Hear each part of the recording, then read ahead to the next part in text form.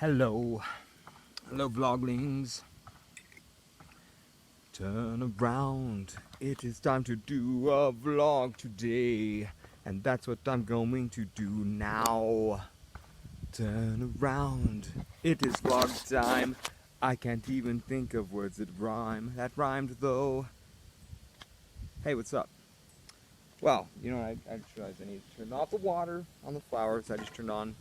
So, stop, water time.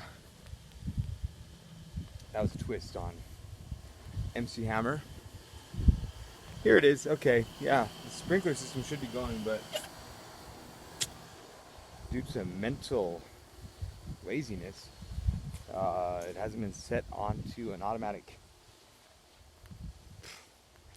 pattern yet, which I don't know how to do. Not my job, but if it's not being done, I will make sure the things that I am responsible for growing get the hose. Damn it. Yesterday I promised you today that I would talk about royalty, so let's do it. Today's topic is royalty. What's up with royalty?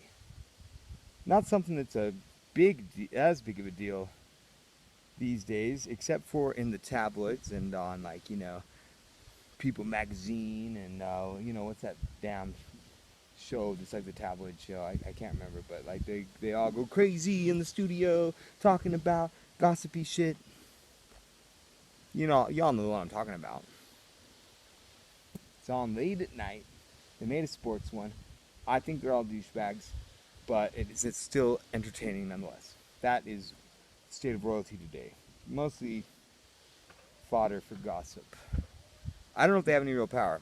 Conspiracy theorists would say yes. I like conspiracy theories, but I'm on the fence on all of them. But I like them. Ooh, I love reading Illuminati stuff. Ah, it's so entertaining. It wouldn't be that entertaining if I took it fully serious, but I only take it half or maybe a third serious. But I leave room. I mean, no matter how you twist it, all of the shit is weird to these days.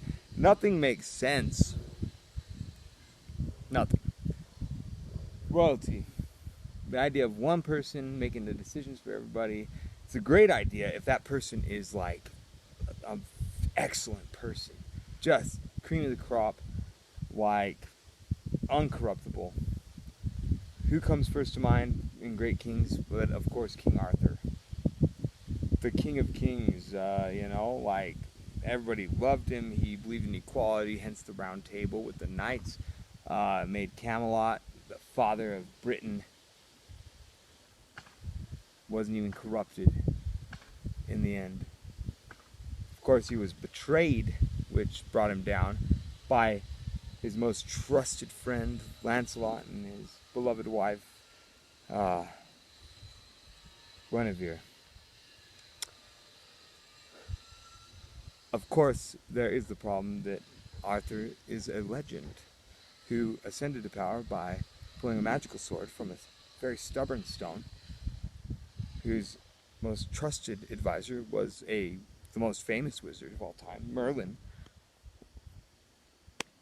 and on, etc. ad infinitum. So, I don't know if Arthur's the most reliable example of a good king, but he's definitely maybe a standard for what a good king should be. I think a great early example of a most renowned and powerful king is King David of Jerusalem. Okay, he ascended to power by slaying the champion of the Philistines, Goliath, as a child.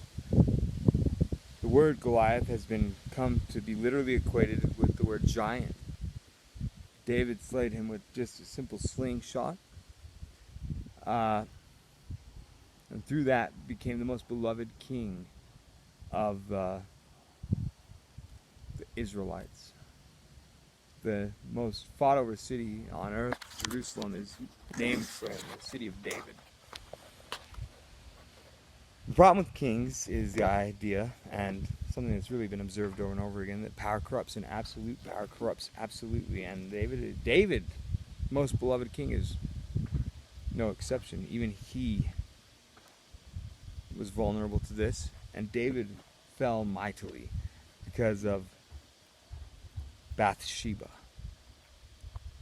And that's a topic that many vlogs could be dedicated to, but he fell because he lusted after Bathsheba, sent Bathsheba's husband, after he impregnated Bathsheba, he sent her husband off to battle to die. But first he brought him home and said, get it on with your wife. And he wouldn't do it because his fellow soldiers were in battle, and that is not, and according to tradition, what they did in battle. He wouldn't do it. He stayed loyal. So it was only after, and then David wanted him to do that so that, the pregnancy would look like it was Uriah's. And so he sent Uriah to the front lines to die. And then the prophet, I don't know if it was Elijah or Samuel, but the prophet, he told David how he had fallen and how he had done what was wrong. And David did fall, spent the rest of his life trying to make amends and trying to repent. But his son, the next king, Solomon, was also a renowned king early on. Like, this is a great pattern of how kings start off noble, then fall because of their power. Solomon was considered by his people to be the wisest man in the world. To him, the story is attributed of the two women who were both claiming the same child as their own. They were both claiming to be the mother, and Solomon said, cut the baby in half and each take part. And he knew that the woman who was like, no, don't cut the baby in half, just give it to the other woman, that was the real mother. I've always wondered, if they had cut the baby in half, would they have cut the baby horizontally or vertically? If they cut the baby horizontally, I think the top half would be the most desirable. Of course, this is grotesque and horrible, but interesting. Of course you'd want the top half. Of course, the point of the story is that the baby would be dead. The main point of the story is Solomon was wise and a good king. But he was seduced by power, learned the ways of the occult and magic, conjured the 72 demons of the Goetia to build the great temple of Jerusalem. And later on, when he fell from power for being seduced by one of his many wives, who was a Gentile from Africa, into worshipping the false gods, he lost his power, fell from grace, and fell to the mercy of these demons who he enslaved earlier on, and was terrified the rest of his life. This pattern goes on and on and on with many kings. Maybe it's impossible to be a great king and to not be seduced by power. Absolute power corrupts absolutely. Maybe we all need to live as if we were great kings. We all have the potential within us. We're all sons and daughters of the Most High God. And so within us is the potential for extreme greatness, mercy, wisdom, intelligence. But we must seize it. I think the desire for a king, is lazy. It's a desire to have somebody else make your decisions for you, because making decisions is hard. And taking responsibility for them is even harder. Yet people, maybe even still, and throughout all of history, have always desired a king. I think it's because people don't want to make their own decisions. Empower yourselves. Make your own decisions. We don't need royalty. We are royalty. Royalty's fading. Royalty are only figureheads these days, and most countries have phased out their royalty. There's still Britain, there's still Spain. That's all that I can think of off the top of my head. We are all kings and queens in our own right. Thanks for watching. I stuck to my topic, like I said. Rock on. Have a great day. Subscribe and like. Even only 6 of you have actually listened to me and subscribed. Damn it. Listen to me. Subscribe. Or hit the like button at least. You punks, who I love. You're not really punks, but subscribe and like. Have a great day.